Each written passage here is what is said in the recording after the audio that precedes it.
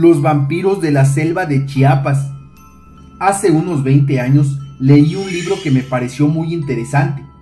Este estaba escrito por una persona que decía que era de Madrid, España. El libro se llamaba Mis anécdotas en Chiapas. Este libro lo encontré por casualidad y la verdad me llamó mucho la atención por todo lo que se podía leer en cada una de sus páginas. En resumen, esta persona contaba en su libro que uno de sus sueños más grandes era conocer a detalle las selvas de Chiapas, por lo mítico que representan estos lugares, con sus ciudades antiguas y pirámides escondidas. Tomó sus maletas y viajó desde Madrid hasta el sur de México. Ya estando en tierras chiapanecas, se dio a la tarea de buscar a un guía. Varias personas le recomendaron al mismo guía. Era alguien que tenía muchos años dedicándose a guiar extranjeros por esas tierras, y se decía que todos salían maravillados por la gran experiencia que vivían al lado de esta persona. El español pidió el contacto del guía y decidió localizarlo para poder contratar sus servicios. No había duda en que esta persona era la ideal para poder llevarlo a las comunidades más alejadas de la civilización, ya que él quería conocer a los nativos de esas tierras y convivir con ellos, para aprender de sus costumbres, sus comidas, todo lo que pudiera. Logró localizar al guía y después de una breve negociación llegaron a la conclusión de que saldrían lo más pronto posible, y así lo hicieron, ya que el plan era pasar varias semanas en las diferentes comunidades. Un detalle importante que debo mencionar es que el guía se veía muy joven, no tendría ni 30 años para toda la experiencia que se supone que tenía. El español no le dio importancia y decidió seguir con su viaje. Durante su viaje por tierras chiapanecas llegó a conocer la selva y sus ruinas, así como lugares muy recónditos que a veces ni los pobladores de estos lugares conocen. El guía lo estuvo llevando por diversos parajes entre Palenque, Chilón, Ocosingo y San Quintín. El español estaba fascinado por toda la riqueza cultural y natural que iba viendo y viviendo a lo largo del camino. Durante uno de estos recorridos, el guía le dijo que lo llevaría a una de las comunidades más alejadas de la civilización, pero le comentó que tenía que tener mucho cuidado, ya que estas personas eran algo desconfiadas por cualquier extraño que llegara a su pequeña comunidad, y tampoco tenían contacto con la tecnología. Se negaban a abandonar sus tierras, porque ahí vivían en paz.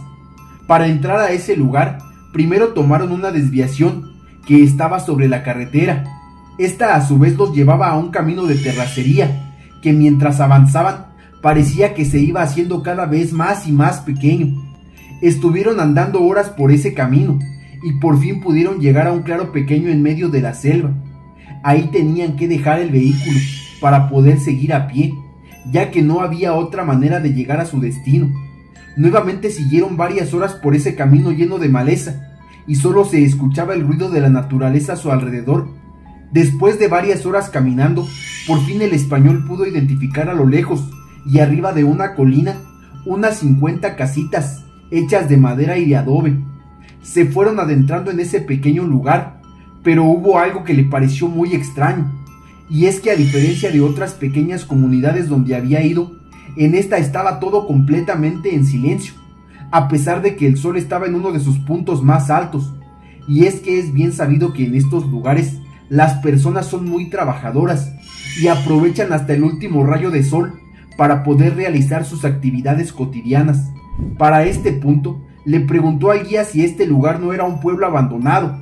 A pesar de que no lo parecía, no era normal, algo no cuadraba.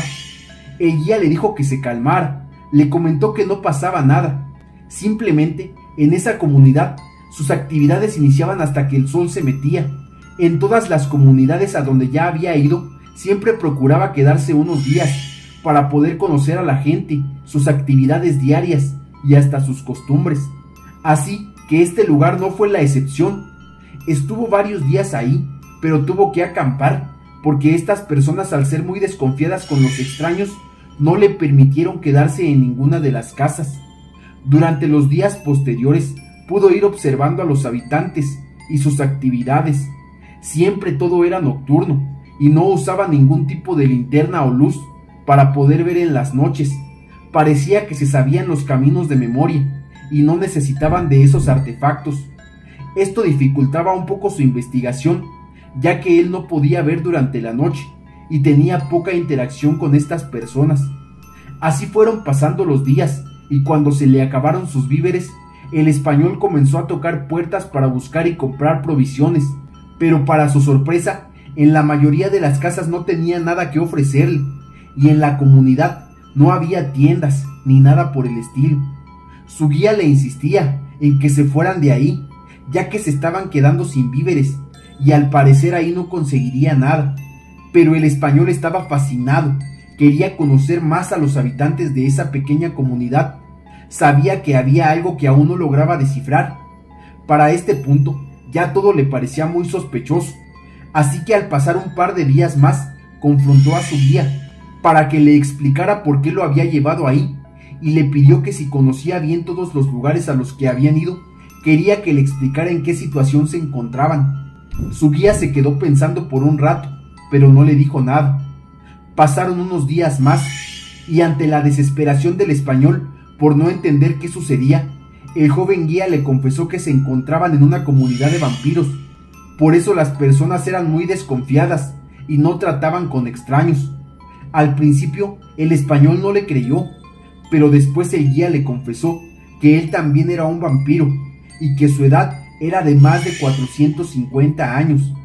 Para proteger a su tribu de los extraños, y como a él no le afectaba la luz del día, desempeñaba su papel como guía de todas las ruinas de Bonampak. Se sabía toda la historia de lo que pasó en ese lugar, también cómo fue que diversas razas fueron desaparecidas. Conocía cada rincón de las ruinas, conocía cada historia. Él, un joven que se veía como de 28 años aproximadamente, se desempeñaba desde hace más de 80 años como guía en la zona de Palenque. En su libro describe también cómo los vampiros con el tiempo adquieren inmunidad para convivir entre humanos y alimentarse de otra forma. Por eso no tienen tiendas en su pueblo. Actualmente, el escritor del libro radica en Madrid y trabaja en un banco de sangre en turno nocturno. En la última página, él describe que en una ceremonia en esa pequeña comunidad lo convirtieron en vampiro. Su primera fase fue la ansiedad por probar sangre humana, y este deseo por poco lo consume por completo. Al final logró superar esa etapa, pero él como escritor no podría pasar desapercibido por escribir ese libro que tanto me maravilló al leerlo. Recuerdo que una de sus recomendaciones era que nunca debes dejar abierta una ventana de tu casa, porque estás invitando a un vampiro a pasar a tu hogar, y una vez que lo haces, difícilmente te va a conceder tu libertad.